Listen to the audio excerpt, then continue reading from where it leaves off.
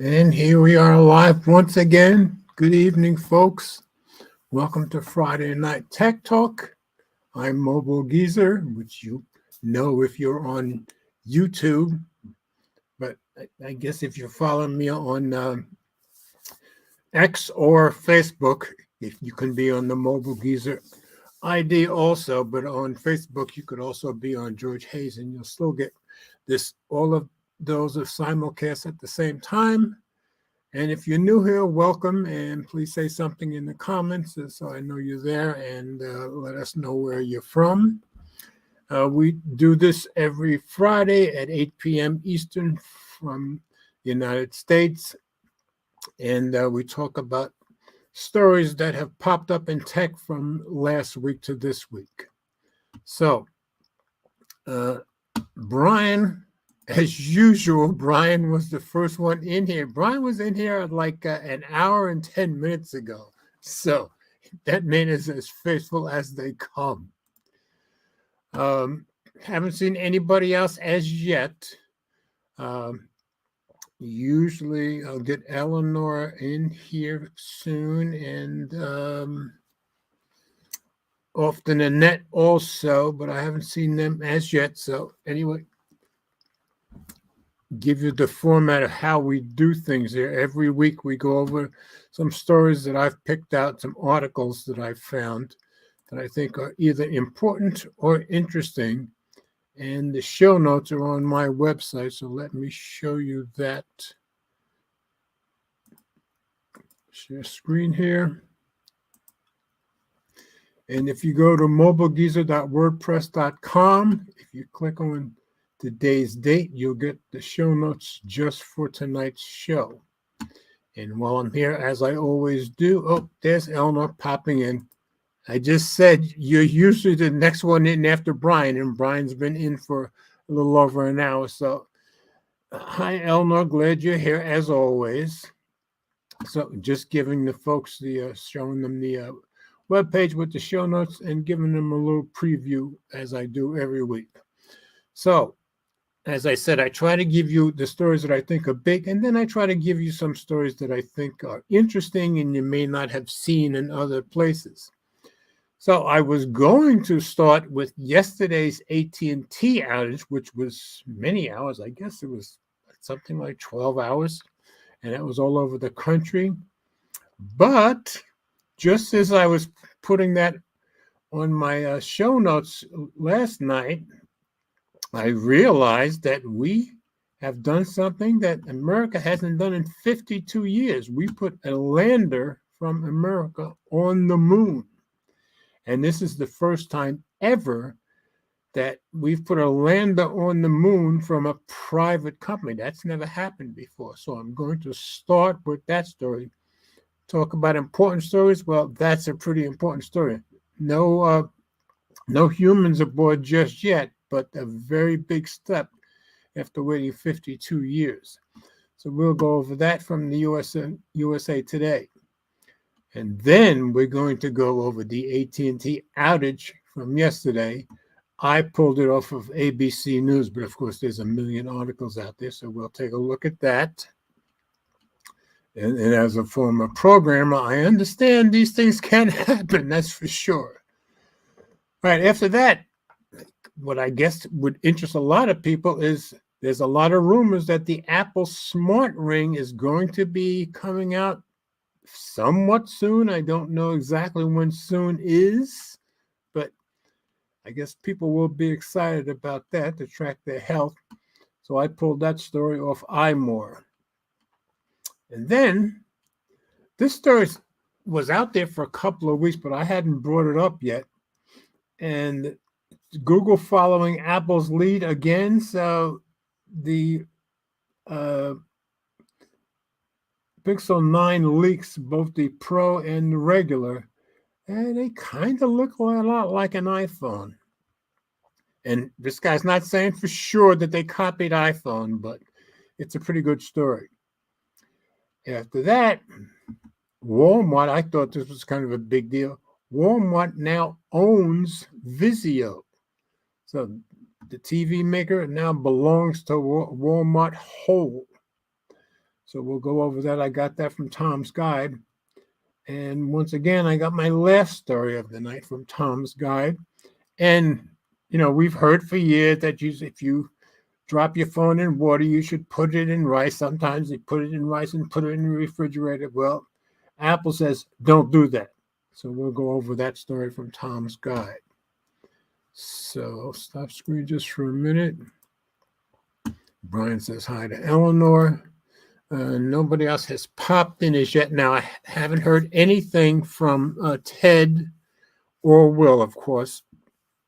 But, and a reminder, folks, just let me know if everything sounds okay, because I'm using a different mic that I'm trying out for just tonight. If it doesn't work out, I can easily switch back to the normal mic, but I think it should sound okay. But if it doesn't sound okay, let me know. Brian says, not liking the look on that Pixel 9, but, well, he's got the shrugging. I guess it's kind of a we'll see. But, of course, that's months away. What is that? Still 9 months away, more than likely. Anyway, so if Ted comes in, I'll let you guys know. If Will comes in, I'll certainly let you know. And I'm sure Mike is out there doing his DoorDash thing, because Friday night's one of his big nights for DoorDash. So I'm going to go to the first story. So let me go back to sharing screen. Back to the show notes. Okay. So I really did think I think this really is a big deal. So I said 52 years later, American lander on the moon. And like I said, I pulled it from USA Today. So let's go check it out. Welcome to the moon. Oh, okay, we're getting the ads already. Welcome to the moon. Odysseus becomes first American lander to reach the moon in 52 years. Houston-based Intuitive Machines lander, they're the ones who came up with the Odysseus lander, is now the first commercial spacecraft to ever land on the surface of the moon. That's right. It's always been government spacecrafts up to now. And the first American craft to do so since NASA's final Apollo mission in 1972. And of course, at my age, I remember that very well. Of course, at my age, I can remember when there was no such thing as space flights. But we won't go into that. And this is written by Eric Lagata. And of course, this was from yesterday. So let me put this into reader view and see if we can get rid of some of these ads.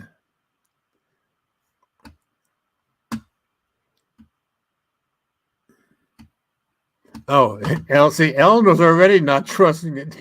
Eleanor's saying, are you sure it was not AI?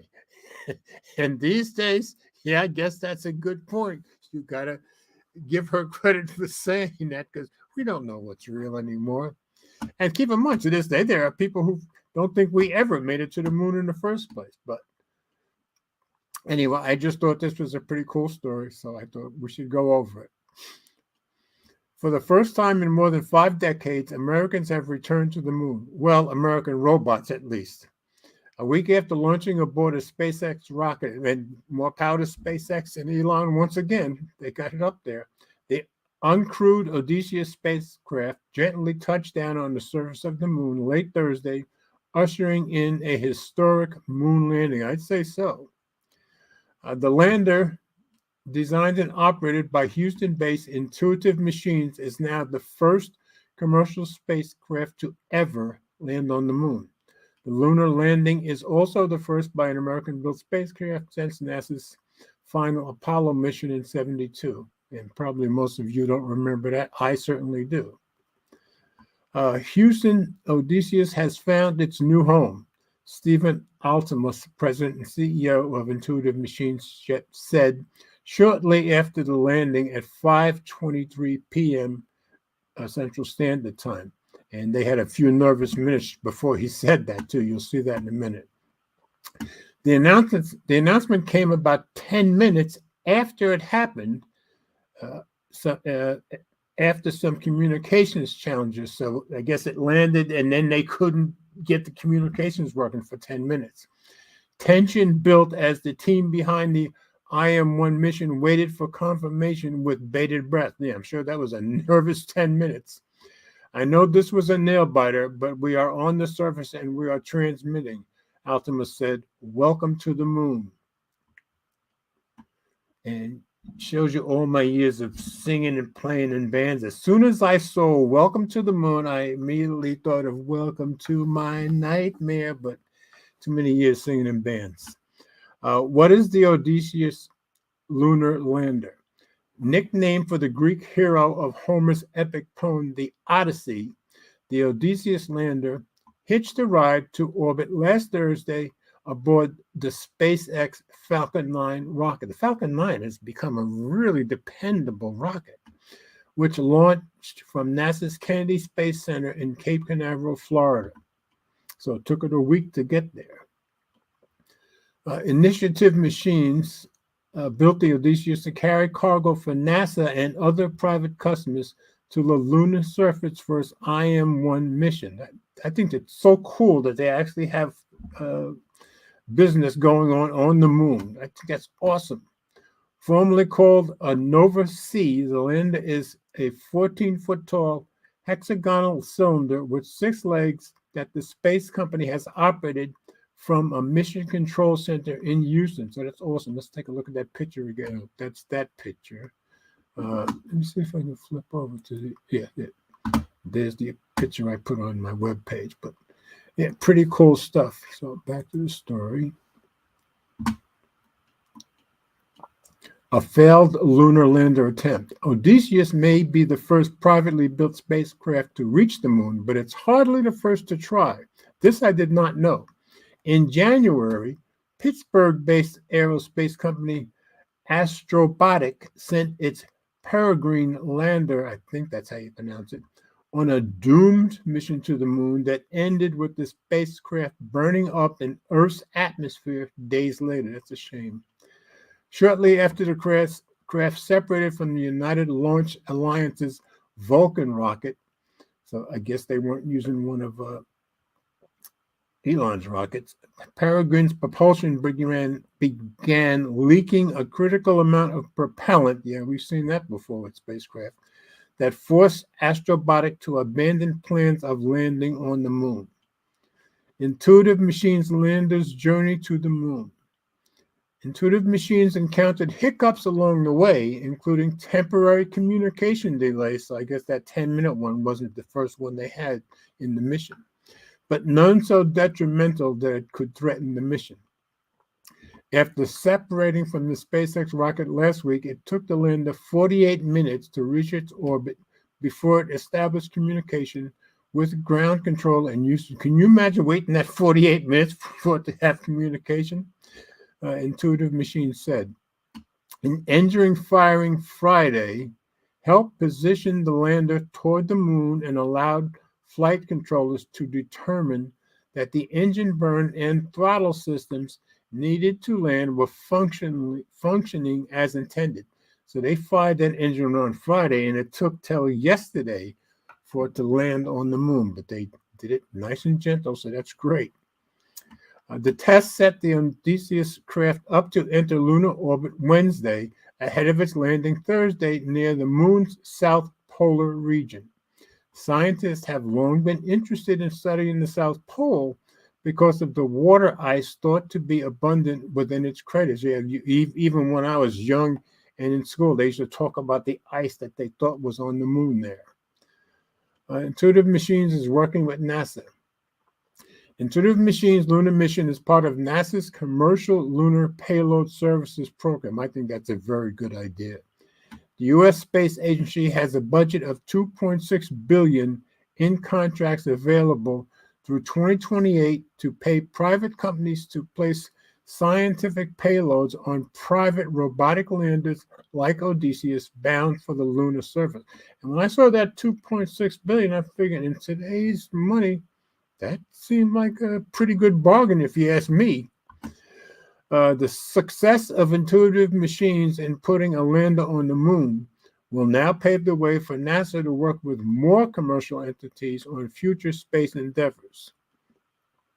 As the primary customer for the Odysseus mission, NASA paid Intuitive Machines $118 million to take its scientific payloads to the moon. The instruments will collect valuable data for NASA as it prepares to send astronauts back to the lunar surface for its Artemis program for the first time since the last Apollo mission 52 years ago. But here comes the delay. NASA's Artemis program mission delayed. NASA had intended to launch its Artemis 2 astronauts into orbit by the end of the year on a 10-day trip, circumnavigating the moon ahead of a moon landing itself a year later for Artemis 2. So I guess the actual landing for the humans wouldn't have been till next year. But the Artemis program missions have since been delayed by at least a year after NASA encountered a slew of issues, including a battery flaw on the vehicle that will ferry astronauts to the moon. Yeah, better have them issues now than when the humans are aboard and the astronauts are on board.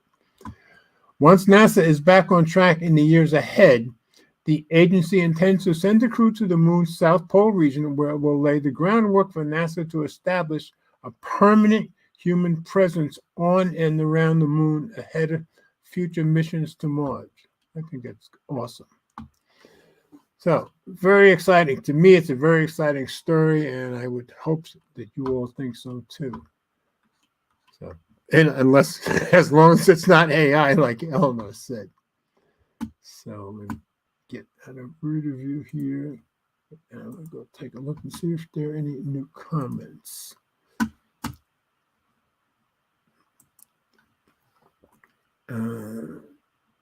Oh, yeah, Ellen said, you sure it's not AI? And Brian said, that's a good point. Yeah, that's what I said too. We never know these days. Okay, nobody came in, no Ted as yet. I guess Ted's gotten busier lately. All right, back to sharing screen, back to our stories. And we will go on to our second story.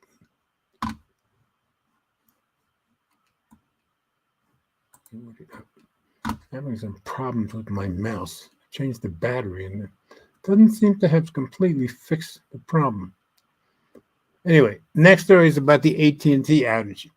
I said AT&T outage caused by bad software update. In other words, a programmer or a developer had a problem, or developers. Anyway, we'll see. As a programmer for 34 years, I understand how that goes. So I'm going to check out ABC News. AT&T outage caused by software update, company says. AT&T says they have restored wireless service to all our affected customers. As you can see, the story is from yesterday. And that's by Max Zahn, John Hayworth, Josh Margolin, and I guess it's Date or Jack Date or Luke Barr. So 5 people wrote the story yesterday. And let's go into review, get rid of some of these ads. A temporary network disruption that affected AT&T customers in the U.S. Thursday was caused by a software update, the company said. AT&T told ABC News in a statement, AT&T told ABC News in a statement that the outage was not a cyber attack, but caused by the application and execution of an incorrect process used as we were expanding our network. Yeah, that's really bad. But if you're working on a big developer team, big programmer team, somebody can make a mistake and it can get through sometimes. Not usually in the real world like this did, but in testing, it's where you usually catch that stuff. I know I worked on the FBI database, the one that they use today, and we gave that to the FBI in January 1st of 1999, and we tested it so well for a number of years that they only found 3 bugs the whole year. And they're still using it to this day, so it can work. But this was a shame. I wouldn't want to be the guy or guys or ladies that came up with this problem, because my guess is they probably aren't there today. This is still from yesterday. We're continuing our assessment of today's outage to ensure we keep delivering the service that our customers deserve. The statement continued. The software update went wrong, according to preliminary information from two sources familiar with the situation. And as I said, with big teams, it can happen. Sources have told ABC News that there was nothing nefarious or malicious about the incident. So that's the good part. The outage was not caused by an external actor, according to a source familiar with the situation. AT&T performs updates regularly, according to the source. Yeah, this has got to be very, very rare. In an earlier statement to ABC News, AT&T said some customers were experiencing wireless service interruptions and advised them to make calls over Wi-Fi. Yeah, I saw somebody else that said they were able to make calls as soon as they got on Wi-Fi. The company issued an update later Thursday afternoon saying that its network had been fully restored. Yeah, as near as I can tell, that happened about 3:30 in the afternoon yesterday. We have restored wireless service to all our affected customers. We sincerely apologize to them. Keeping our customers connected remains our top priority, and we are taking steps to ensure our customers do not experience this again in the future, the company said in a message on its website. Two sources briefed on the situation told ABC News that the FBI and Department of Homeland Security, among other agencies, had been urgently investigating to determine whether the AT&T outage was the result of a cyber attack or a hack. Thank God it wasn't, or simply some sort of technical malfunction. Where humans are involved, you can get a technical malfunction. As of 5 a.m. ET, the U.S. Cybersecurity Infrastructure Security Agency reported, according to a confidential memo obtained by ABC News, that the cause of the outage is unknown. So this is long before they found out what the cause was. And there are no indications of malicious activity. CISA is an agency within DHS, with tasked with monitoring cyber threats. The FCC has been in touch with AT&T to figure out what caused the outage, according to the outage. So they did figure it out. So I don't have to go through all of this because we know it did get settled and they did figure it out. So that's good. But down here, the bottom line is we don't have all the answers. It took a while to figure out the answers. Several police departments warned local residents that it was a nationwide outage, that some people couldn't even get 911. So that's pretty serious stuff. So I'm not going to go through all the rest of this, but thank God everything came back on. I know my coworker that I was working with yesterday, he has AT&T. His phone was working, but he could not get his wife on the line, and he couldn't understand it because her phone is always on. And I reminded him that there was the outage, and then he said, oh, yeah, he did hear about it. And hers didn't come back until, I guess, they came back with the full system in the middle of the afternoon yesterday. So, oh, yeah, and some people had said T-Mobile and Verizon were having problems. Actually, they didn't, and they said that they didn't. It was actually people trying to get to them from AT&T. That was the issue. So, yeah, because I have T-Mobile, I had no problems all day long, Eleanor either. So let me go back over here, see if there's any other. Okay, nothing new in the comments and no Ted as yet. So I'm going to continue on with our next story. So as you can see, folks, it's going to be an early night because I'm going to be by myself. And let me take a quick swig of my green tea.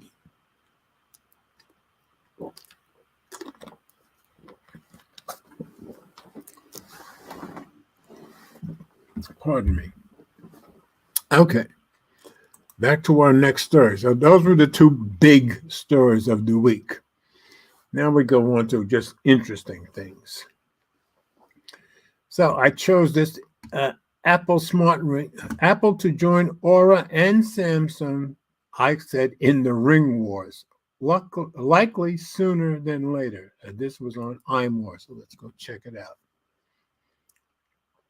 Future Apple Ring tipped to join the company's wearable category as Aura, Samsung, and others are placed on notice. Yeah, when Apple's coming, you got to be on notice. There could soon be a new fitness ring on the block.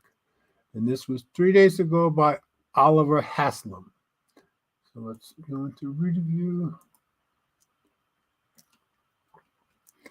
When you think of Apple and wearables, you probably think about the Apple Watch Ultra 2 or the less rugged Apple Watch Series 9. But amid ongoing disputes over their blood oxygen monitoring capabilities and the technology they use, there's a lot of arguing on Apple's team about their blood oxygen monitoring capabilities.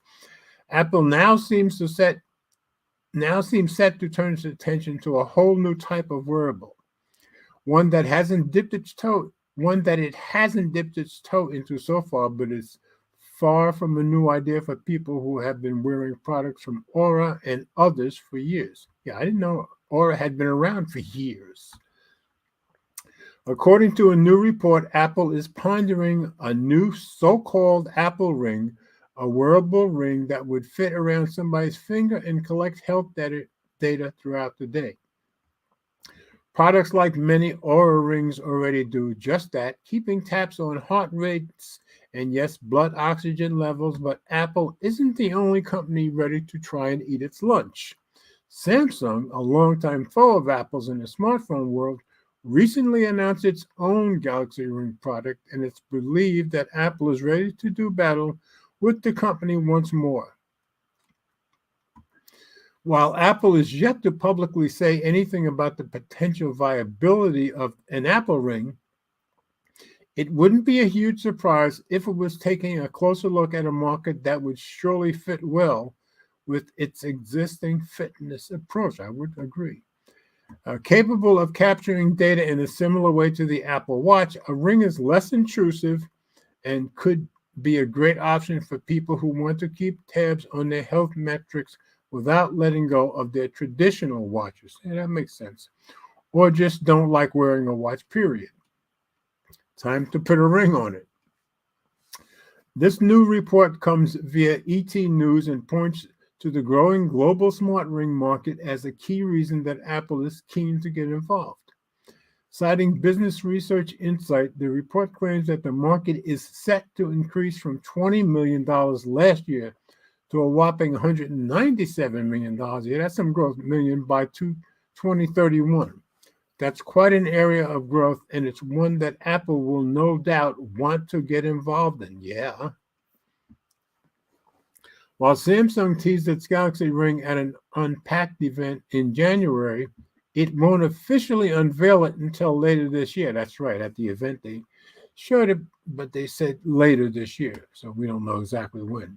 It isn't yet clear how far along the development cycle Apple is, nor when it intends to bring its Apple Ring to market. But ET News seems to suggest that the wheels are very much in motion.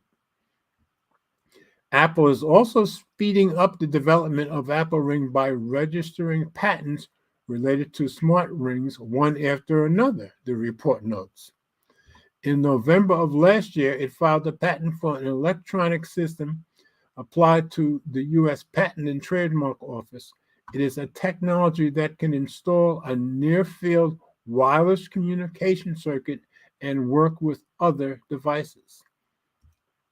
As Apple has been steadily releasing smart ring-related patents for years, it seems that pre-development for commercialization is imminent, an industry official told the report.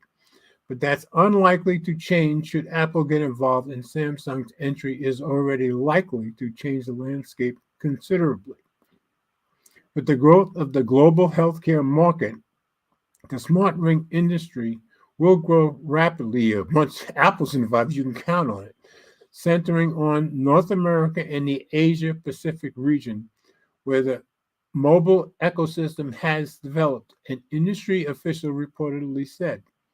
It's expected that companies with technological advantages in terms of connection, convenience, and accuracy will lead the market. Yeah, that would describe Apple. So, just an interesting story, and I would think people are going to be somewhat excited about Apple making an Apple ring. So just wanted to get that story out there. And Brian says, Apple going to take forever to get this out. Yeah, keep in mind, Brian, they could have been working on it for a long time because they said they've been filing patents for a long time. He says, I'm curious of the battery life on this thing. Yeah, I would be too. And for a long time with the Aura Ring, which is subscription, which I wouldn't mess with. And now with Samsung coming out with one, I thought I wouldn't, bother with the ring, but maybe when Apple's is out, maybe I will. It's going to be expensive because it's Apple. But yeah, maybe when the Apple one comes out, maybe I'll get a Samsung one. Who knows? As long as it's not a subscription, I'm good. So just interesting stuff. And if I know Brian, he's going to be somewhat, it's got to be piquing his interest too. So Brian is as much as a tech nerd as I am, at least. So I learn as much stuff from Brian every week as I do from anybody. So let's go down to the next story. And I just said renders of courtesy of OnLeaks and 91 Mobile. Usually I don't put it with the logo showing, but this was the best picture they had. And I just thought, I got to give them some credit for getting it to us, especially OnLeaks. So I just said Google following Apple's lead again. And that's a question. I'm not saying they are copying Apple. It's just a question. It's a question the guy raises in the article. So this is from Android Authority. And like I said, this was a couple of weeks old, but I just thought it was worth going over. Examining the Pixel 9 leaks. Is Google stealing from Apple again? That's by C. Scott Brown. Let's tear apart the Pixel 9 leaks and see what story they tell. And I can tell you, I went over this video, which we don't have to play because the video goes almost word for word with what's in the story. So let's go into read review. Hopefully, okay. We still have over 8 months to go before we expect to see the Pixel 9 series. However, thanks to reliable leaker Steve Hemmerstoffer, aka OnLeaks, we already have renders for the phones. Yeah, he's really good at getting stuff early to us. These leaks are certainly interesting to see. Yeah, these leaks are certainly interesting to see this early in the cycle. More importantly, though, they tell a brand new story for the Pixel line as a whole. I want to break down that story here and in the video above, and he says the exact same thing, to see what Google's goals might be in 2024. This is a pretty good story, I think, too. Very well thought out. Based on current leaks, are you buying a Pixel 9 phone? I have no clue. We'll see. Leaked renders. Before I get too deep into things, I want to give a little refresh on the renders themselves. You can see the alleged the Google Pixel 9 Pro, that's up here, above, and the regular Pixel 9 below. And let me show you that down here. So this would be the Pixel 9 Pro. This would be the regular. And he's going to make a point of how much alike they are. The first thing you'll notice with the Pixel 9 Pro leak are the flat sides around the phone. And boy, are they noticeable because it really makes it look like an iPhone. This is something you might say is borrowed from the iPhone, but we'll touch more on that in a bit. You'll also notice that the camera bar has been updated. Yeah, very much so. Very different camera bar. The curved corners of the camera bar remind me of the material design language that you see throughout the Android operating system itself.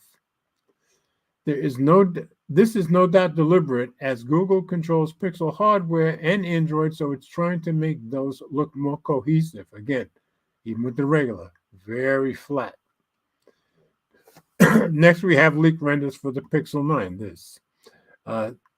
These were the most surprising renders of the batch because they look nearly identical to the Pixel 9 Pro. The most significant difference between them is size. The Pixel 9 should be about the same size as the Pixel 8, while the Pixel 9 Pro renders are about the same size as the Pixel 8 Pro. So this would be a compact flagship with what seems to be the same triple lens camera that we saw on the Pixel 9 Pro leaks.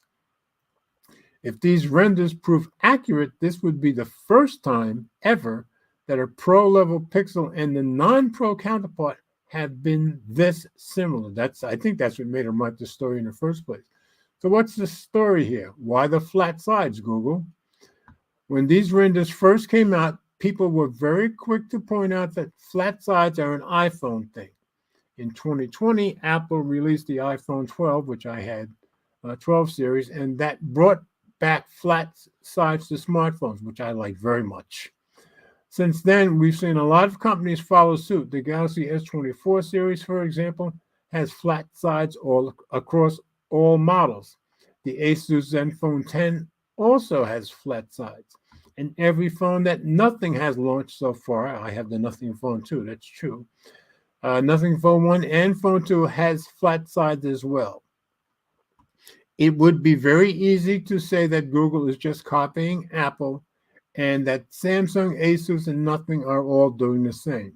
However, I want to bring up something Carl Pei, Nothing's CEO and co-founder, said a while back, which I think makes some sense here. You'll see that. When his company launched the first phone in its roster, the Nothing Phone 1, people criticized it because it looked too much like an iPhone, especially because of its flat sides. Pei defended this decision by arguing that flat sides are simply the most efficient way to design a smartphone. You can see what he means in the images above. And where are those images?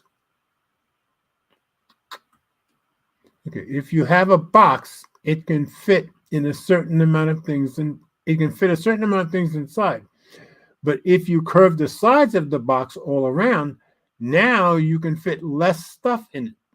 Smartphones work the same way. If you start adding curves all around the sides of the phone, you won't be able to put as many components in it as you would a more squared off phone. And there's a diagram, I thought, kind of showing that. Let me drop this out of reader view for a second, see if I can get what he's, yeah. See, as Carl Pei was saying, flat, you can put as much, as much as you can fit. But once you start rounding the sides out, well, you can't fit as much anymore. So that makes perfect sense. All right, just wanted to make sure you guys saw that illustration. Back into reader view. Okay.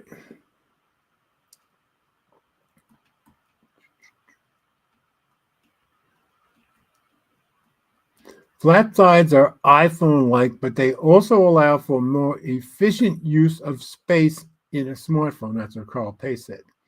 Of course, the trade-off here is that the phone is a little less ergonomic in your hand, but this is a worthwhile trade-off because you're going to be able to fit bigger batteries, larger or a higher number of cameras, more cooling, and all sorts of other components that you want to put in your smartphones nowadays. I'll take that anytime. In the end, you will need to decide what you think Google is really doing here. Is Google designing these Pixel 9 phones with efficiency in mind, as Carl Pei would suggest, or is Google just copying Apple because that's what Android OEMs do? I'm of the opinion that it's a little bit of column A and a little bit of column B. I would agree. I think Google is looking to Apple and saying, hey, that design really sells, and also saying, hey, with this design, we can fit more components into the phone than with our previous designs. It's a win-win. Eventually, you can choose to buy a Pixel 9 or buy another phone if you value better ergonomics and you don't want your phone to look too much like an Apple device. But I don't think this is as simple as Google just copying Apple. Pro and Pro Max. Yeah, and that's very much a question mark. The flat sides of the leaked renders tell a new story, but so does the idea that the Pixel 9 and Pixel 9 Pro are essentially the same phone, with one just being smaller than the other. This is yet another thing that Apple has done for many years now. The iPhone 15 Pro, for example, is just a smaller version of the iPhone 15 Pro Max, which I have. I just don't have it with me tonight. Obviously, the Pro Max does offer some extra features, most notably the higher tier telephoto lens. I like that. It's also physically bigger, so it has a larger display and a larger battery. That's what Will doesn't like, that size. But for all intents and purposes, the Pro and Pro Max are the same, except for that telephoto. If the Pixel 9 is really a Pixel 9 Pro and the Pixel 9 Pro is really a Pixel 9 Pro Max, that will be a big shift for Android. Even though this has been Apple's strategy for years, Android hasn't really followed suit. Let's look again at the Galaxy S24 series as an example. The base Galaxy S24 is not a Pro level phone, and the Galaxy S24 Plus is just a bigger and slightly more powerful version of it. So, both cases, not a Pro. You need to go to the Galaxy S24 Ultra to get all the features that you would expect from what we consider a Pro level phone, including the more powerful 5x telephoto lens. Neither the Galaxy S24 nor the S24 Plus is a more compact version of the S24 Ultra. So they're very different phones, he's saying. This is especially true outside of the United States, where the S24 and Plus have Exynos processor instead of the mighty Snapdragon 8 Gen 3. The same thing goes with the Pixel line. The Pixel 8 isn't just a smaller version of the Pixel 8 Pro. It's missing too many Pro features to be that. So in the Android world, you need to make a decision. Do I want a Pro level phone that's huge, or do I want a not so Pro level phone that's more compact? Give me the huge. iPhone users haven't had to make this decision. They can get an iPhone 15 Pro and receive almost all the features of the Pro Max, but in a smaller and less expensive chassis. And that's what Will would choose. I would choose the bigger one. So if Google does mimic this strategy with the Pixel 9 series, it would be a new approach for the Android ecosystem, at least when looking at the market over the past 5 years or so. Pro-level phones get pro-level prices. That's true. These two significant possible changes for the Pixel 9 series start to paint a new idea of the upcoming Pixel family and its value, which brings me to pricing. If the Pixel 9 has the same triple lens camera as the Pixel 9 Pro and most, if not all, of the Pro features that we expect to also see on the Pixel 9 Pro, then that phone will not be a $700 flagship. A phone like the Pixel 9 that we've seen in these leaks is going to be significantly more expensive, possibly even just as expensive as the Pixel 8 Pro is today, which is around $1,000. Of course, that would mean the Pixel 9 Pro would be even more expensive than that. If true, this would leave a massive gap on Google's portfolio. On the low end, you'd have the Pixel 7a or Pixel 8a, which we expect to come out this year, which costs $500. If the Pixel 9 starts at $1,000, that's an enormous gap in the $600 to $900 range where no phone would exist in the Pixel family. It is possible that Google would leave the Pixel 8 series active. Yeah, I doubt that. Cut the pricing and use them to fill the gap. I doubt that. However, I do want to point out that in December 2022, we posted a massive leak of Google's Pixel roadmap for the next few years. In that leak, we learned from a trusted source that Google planned to release 3 phones in the mainline Pixel series in 2024. So now they're getting closer to Apple's kind of strategy. Pardon me. If true, that would include the larger and smaller Pixel 9 Pro phones, which we've already seen leaks for, as well as an actual base level Pixel 9, just like who? Apple, which would be a small device with 2 lenses on the back, i.e. more similar to what we've seen from the Pixel 8, Pixel 7, and Pixel 6. This would allow Google to mimic the iPhone strategy nearly in full, with the Pixel 9 acting as an iPhone 15, a Pixel 9 Pro acting as an iPhone 15 Pro, and a Pixel 9 Pro XL, he came up with that name, acting as an iPhone 15 Pro Max, and that's very true. All that would be missing would be a replication of the iPhone 15 Plus, which, let's be honest, Google doesn't need. Neither does Apple. I agree. If our source was accurate, we should expect another phone to leak in the Pixel 9 series, which would fill the gap that I just discussed. Of course, we haven't seen it yet, so it's possible that it doesn't exist. Maybe Google changed its mind or our source was mistaken. Maybe Steve Hemmenstoffer simply hasn't gained access to it yet. That's my guess. There are all sorts of possibilities here, since it's so early in the game. However, we are still waiting for another Pixel 9 leak, and if one lands, we'll be very excited about it because it will mean our source was correct. I'm thinking that's the right way to go. And if our source was right about this, they're probably right about everything else seen in that Pixel roadmap leak. We'd love to hear your comments about this. Would you buy one of those Pixel 9 phones? I probably would. If so, which one? I would get the biggest one. Are you okay with Google copying from Apple to tweak the Pixel 9? They all copy each other. So, just interesting article. Let's see. I got to think Brian would have said something. Let me get out of this. Stop screen for a minute and look at the comments. And, of course, Brian being as faithful as Brian always is. There he goes. Thank you so much, sir, as always. Let's see. Brian said, the camera bar on the side rails looks better to me. I agree. I think it looks better than the Pixel 8 or 7. See, Brian also says, but wouldn't mind the smaller Pixel to have the same hardware as the larger Pixel. Yeah, I just like the idea of going the Apple route, of having the 3 separate phones. And there's Renz. Renz, glad you're here, brother. Glad you jumped in.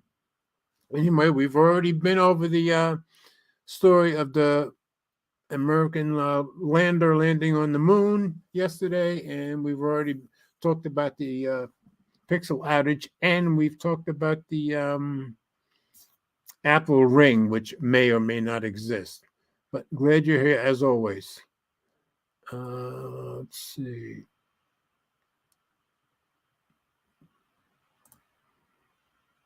Renz. Okay, that was just Renz saying hello.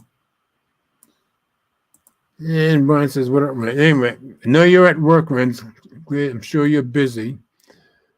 Sorry already. Sorry, a problem with the PC and one of the co-workers needs to go troubleshoot. Okay. So I always figured that Renz was in some kind of programming or PC position, which makes sense. Because as busy as he seems, that's like I was in some of my busiest programming projects. So perfectly understandable, but very glad you dropped in. So those are the comments, and I'm going to go back to our next story and get a quick swig of my green tea first.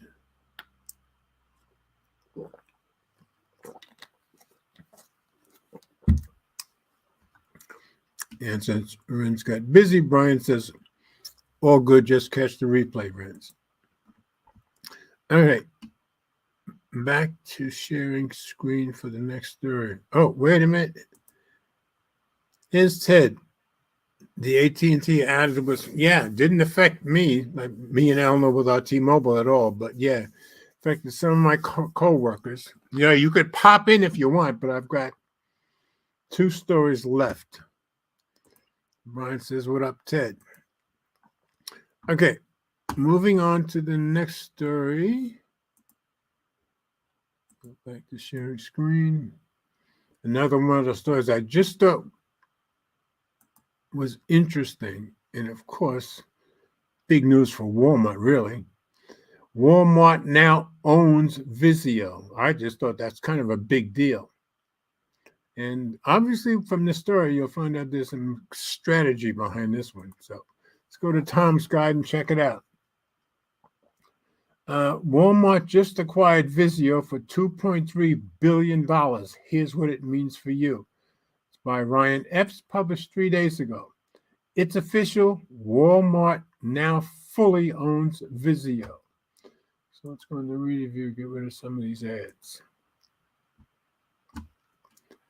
Walmart is officially acquiring Vizio in a meteoric $2.3 billion acquisition that will see the retail giant leveraging Simulcast OS, which I didn't even know about, bolster its advertisement arm, Walmart Connect. Yes, Simulcast OS is part of Vizio, which I gather is why Walmart bought it in the first place. This news comes in a press release published Tuesday morning by Walmart itself, citing Vizio Simulcast as accounting for the majority of the company's growth in the last 5 years. Walmart's they keep mentioning the amount, $2.3 billion purchase rides on the heels of several reports last week claiming the deal's highly potential nature, seeing Walmart take on major rivals like Amazon, Fire TV, and Roku. The deal, however, seems more so focused on pushing Walmart Connect to far more engaging realms as opposed to strengthening Vizio's underlying TV manufacturing. So they've been going to be using the TVs as a advertising tool, basically. Injecting Walmart Connect into TVs everywhere. Walmart is set to use its newfound $2.3 billion purchase of Vizio to better capitalize its Connect Ads business, which reportedly took home just under $3 billion in 2022, according to insider intelligence. Through Vizio Simulcast OS, a platform that Walmart claims in its press release encompasses over 18 million users, I'm sure that they're going after them, the retail giant will be capable of peddling its shoppable advertisements to far more eyes worldwide. Yeah, and that's what it's all about. Walmart writes in its release that Simulcast will also be able to create opportunities to help advertisers connect with customers, empowering brands with differentiated and compelling opportunities, which probably refers to more advanced and interactive shoppable ads, I'm sure.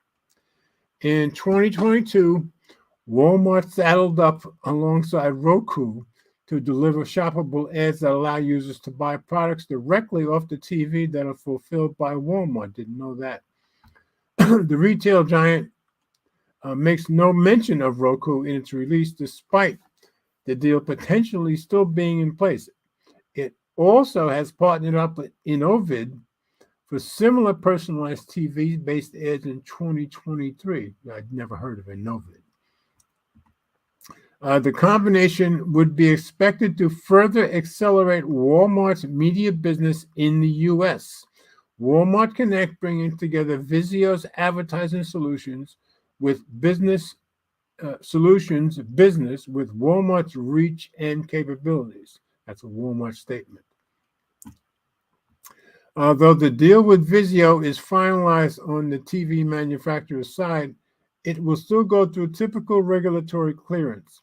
Vizio also has a 45-day window to pull out of the deal per a potential superior offer presented via an alternate source. Probably not going to happen. Vizio has long made its Simulcast OS a place of continued innovation, with an update to its speed and home screen redesign being pushed last year.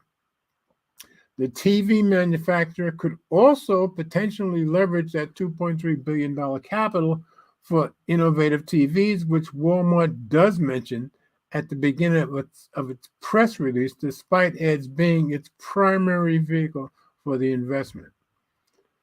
Walmart Connect has evolved significantly over the past several years, with the recent retail giant claiming it has seen a 30% growth for fiscal 2024. That's a huge amount of growth.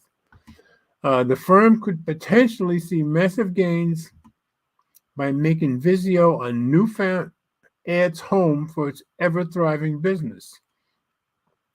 Walmart also has its own TV business in OWN, which could see further growth via Vizio manufacturer. I don't know OWN.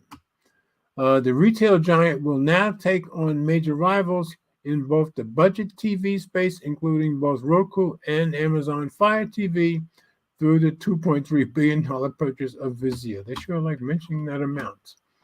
Anyway, just an interesting story, and I guess people with Vizio TVs are probably going to be getting more ads. So just a very interesting story. Oh, and Ted did pop in here. Are you there?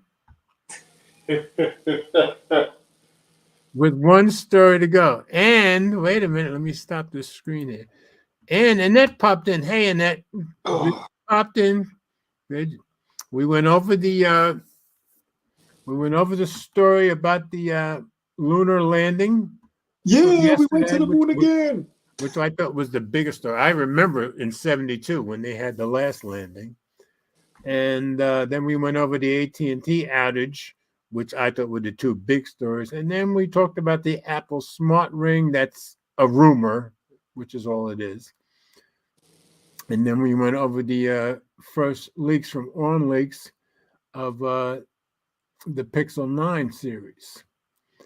And we just talked about Vizio, and Ted's here. Ted, are you going to read us a story? What's the last story about? The last story is about using rice to save your wet phone, which Apple says don't do it.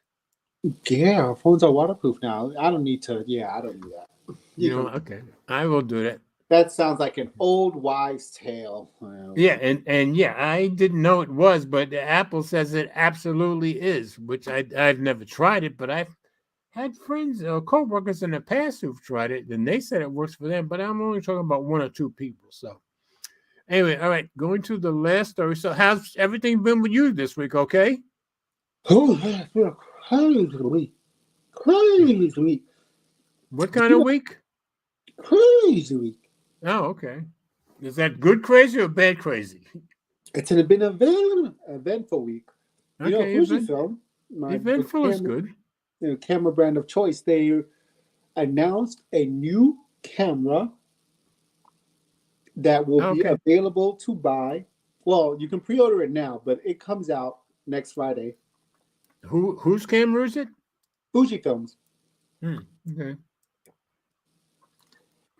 X100V2. No, X106. That's what they're calling it, I think. So you sound excited about it. Yeah, I put in a pre-order for it. Okay, good. And there's a guy coming to my camera store tomorrow morning. So I'm going to go there, demo out the camera. Okay, good.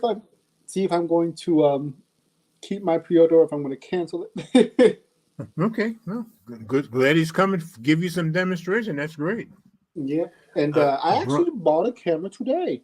Funny enough. Oh, okay. What'd you get this time? It's the upgrade to the camera I have. I've been using the Fujifilm X-H1. I got the X-H2S. Mm-hmm. Now, of course, if you would turn on your camera, you could show it to us. You know that, right? I just bought it. No, I meant if you turn on your camera for the live stream, you could show us the new camera. Oh, okay. Oh, good point. And Brian, no, I don't have any update on the Face ID hacking. I didn't even get back to it. Sorry about that. Okay. And there he is. Hey, guys. All right, at least you get the good-looking one for a change. Oh, all right. This is it, folks. There you go. Okay. Purchased. So this is like the upgraded version to your current camera. An hour and 30 minutes ago, practically. Yep. Okay. X-H2S. Retails for $2,500, and I found it. Someone was selling it for $1,600. Okay, that's good. That's quite good. Yeah. Almost too good to be true. Big upgrades over the original. And this is the one I've been using the oldest time. Whenever I look so nice on the stream, also this guy. Okay. The X-H1. Okay, so the SH2, I gather, is a big step up. Yeah, I mean, this was released 2018. This was Okay. released 2022, so Okay. Yeah. So yeah, whole 4 years lot of of upgrade. technology is going to make a difference. Yeah, so like there's no recording limits on this one. Okay. Um, Brian said nice, Ted. oh, obviously a big one for me. USB-C comes with the USB-C So port. when you say no recording, what does it mean when you say no recording limits? It can keep recording until a lot of cameras, especially back, circa 2000, before 2021, they had like, Okay. recording limits like, 15 recording minutes. So it stops video recording after 15 minutes, or it'll stop Okay, the yeah. video And that recording I knew, after. yeah. It was like an arbitrary number. Right. Now, these days, they can keep recording, until the battery dies or that you run out of That's storage. awesome. That's awesome. And this is also another big one, a big feature comfort. It's got a Okay. full-size HDMI port, so I don't have to worry Oh, that's about. nice. You don't have to get I'm sitting here with two cameras with the mini HDMI ports, so I understand. Yeah, those got to be very careful with those. They're they're very fragile. Well, the one that you're seeing me through, the one I use every week, I just leave that on the stand. I never unplug it. I just leave it where it is. Yeah, you gotta be gotta gingerly, you gotta deliberately take it out. Can't just. Yeah, that's why I don't mess with it. Brian said you can record until the SD card is out. Okay, that makes sense. I'm not so crazy about this one, but it's an option. I got it Okay. now. It's a flip out screen, so I can see myself when I'm on this thing. That's a plus. Exactly. But I don't. As a photographer, mostly I don't like. I usually prefer the other type of screen, but Right. I guess I could just close it on itself. Right. What's a big one? Other big one is the we got more controls buttons at the top. Yeah, they changed the control buttons to it. And Okay. Okay. So this one has it's a different battery. Okay. Well, sure. So it takes. It's Interestingly, I just got an ad pop on my computer from Samsung about the portable SSD T9. That's just ironic that it would come just now, So what else? What else? So I'm glad you got it. You sound very excited about it. I don't know. Okay. Honestly, I don't know if I did the right thing. Well, I guess you'll let us know next time you're on. Yeah. With us, and probably a big one that this is going to cost me more, but it takes two different types of SD cards. It takes the bigger, okay. The Type A cards, Okay. cards. Oh no, they call it CFS Express cards, CFS Express B cards, and it takes an SD card. Okay. But you're talking photographer stuff here. Now I'm out of my league. It's like it takes two SD cards, right? But one of them is a CFX Express B. It's not the two. It doesn't take the same two type of cards. One has to be the CFX B. So let me ask you a question then. If you had both cards in there, could you theoretically record until one's full and it would just keep recording on the other? Yeah, you can do that. Okay, just. Although one thing I would say with on my old camera, which I didn't like, I was always uncomfortable with. I can save what I did was, I would save to one card, and then a backup would automatically be done on the other card. So one card as a backup. Okay. But that only works for photos. It didn't do it for videos, and I was always like, Okay. But now the new one has it for video too. Huh? New one has it for video also? Yeah, it has for videos. On certain modes, it can do it for video. Okay. But I'll see. Maybe I'll have to. Because to be honest, this came out in 2022. I always I was always thinking that I wasn't interested in it because the button layouts are really different. This one is more like an old school button layout. Yeah, that kind of reminds me of my cameras. Yeah. This one is more, it's kind of like the newer cameras, especially like a Lumix camera with these buttons on the side. Uh-huh. But that's one thing I didn't like. And also, like as a photographer, I didn't like the flipping screen. And I understand you because my older camera is the Canon T3i. That's the one you're looking at me through. But I also have the Lumix, and that one has different kinds of buttons. And I really even use that one. As a matter of fact, here I think I can. It's going to be a very way. Try to let you see me through the other one. I think I haven't turned it on in weeks, but let's see if it's working.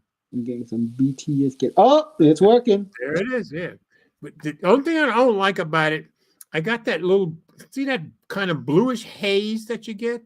I don't know why that happens. Which haze? Not George Hayes. But if you look around my skin, to me it seems kind of bluish. That's from the light.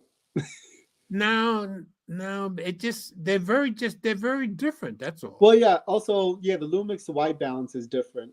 Okay, so I need to mess around with that if I want to try to make it look like this. You want to change the white balance to a warmer Kelvin. Okay.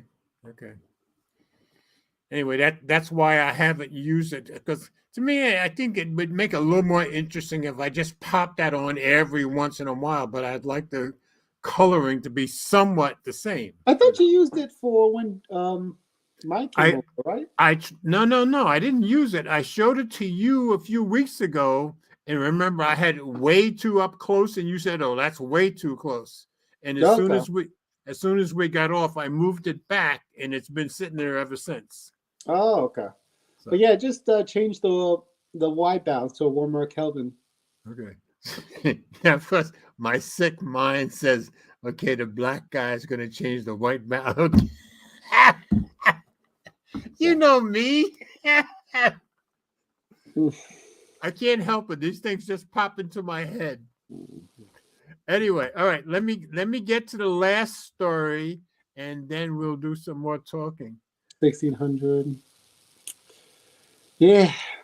I didn't think I was gonna get this camera, but I was like, oh, it's a 2,500 camera. It sounds like it's going to be worth it to you, to me, especially with the 2 SD cards. Yeah, I was like, but it's like I was just thinking that it's a $2,500 camera that's for 1,600, which I can get for less money than this camera that Fujifilm just announced. Right. The camera Fujifilm just announced, the X100VI. It's not really supposed to be like a video, this sort of camera. It's more it's like a point and shoot camera. Okay. A nice, pretty, beautiful point and shoot camera. So I was like, I could do more with a camera like this. So is there a scenario where you'll keep both?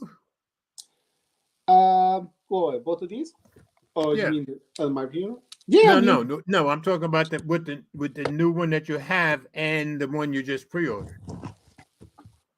We will see. Okay. I will see. Okay.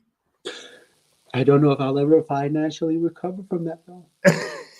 Well, keep in mind, you do use them for business, so that's where the financial recovery will come from, hopefully. Yeah. It'll be a long road if business doesn't pick up. Have a little faith. Have a little faith in yourself. I have faith in you. I would rather, what's it called? What is it called when you have incoming sales? I would rather have a little leads.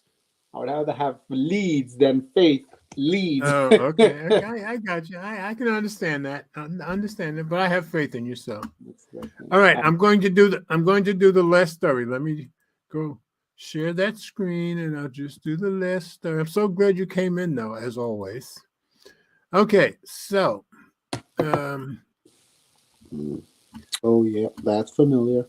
Okay. I said, no, you should not put your soaked phone in rice, says Apple. And this story just came out not long ago. Do you know those criminals? Huh? You know the criminals that would drop their phone in the toilet and then put it in a bag of rice? Well, I mean, it is possible to drop your phone in the toilet, And then you put it in a bag of rice, and then you just take it out the rice, and you let everybody eat the rice.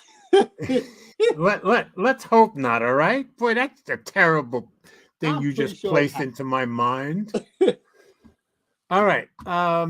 This is on Tom's Guide again. Apple sets the record straight that you shouldn't put your iPhone in rice to dry it. Here's why. This is by Josh Render 2 days ago. Apple says to keep the rice away. So, read a view. Apple is weighing in on one of the oldest smartphone myths around by officially stating that users should not put their iPhones in rice to dry out after they fall into water. Earlier this year, Apple quietly published a support article on what to do if a warning pops up on your phone about water in the charging port. This article states outright not to put your phone into rice, partially because it doesn't work, but also due to potential damage from grains getting stuck in ports. That makes perfect sense. Apple's guidelines also discourage inserting any foreign object into the port, such as cotton swabs or paper towels, to avoid damaging any of the components. The company also doesn't recommend trying to dry the phone out by using excessive heat sources. That's probably what I would do, such as hair dryers. The concept of putting wet smartphones into uncooked rice in order to dry them out has been around for as long as most of us can remember. The theory is that the uncooked rice will draw out the moisture. So, for instance, if you drop your new iPhone 15 Pro into a pool, putting in rice might help dry it out. Of course, these days, most smartphones are waterproofed to a certain degree, and liquid entering them is less of a problem than it once was.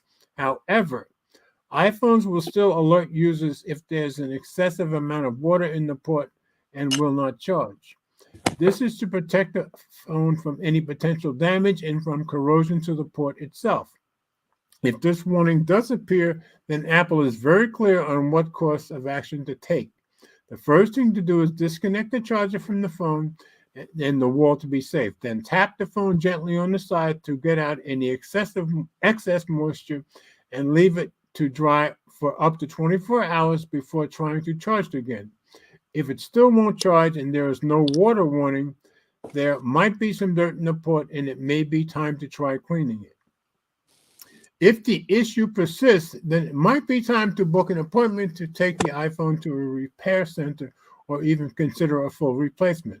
While it's nice that Apple has released updated guidelines for how to deal with water in your phone, a lot of this could be avoided by simply adding a cover to the charging port. So I just thought that was just an interesting, nice little story to finish up with, just in case anybody was still going for the old wives' tale. So that's that. Let me stop screen. That's my last story. But I'm so glad you came in. Boy, you just disappeared on us as soon as I cut away, huh? Yeah, show and tell it's over. Okay. Yeah, well, I'm glad you showed us the phone, and you still sound kind of excited to me, so I'm glad. Oh, and does my microphone sound okay tonight? Yeah. Okay, I'm using a different microphone. I just wanted to make sure it sounded okay. So I'm probably going to stick with this one, though. So I'm glad you came in.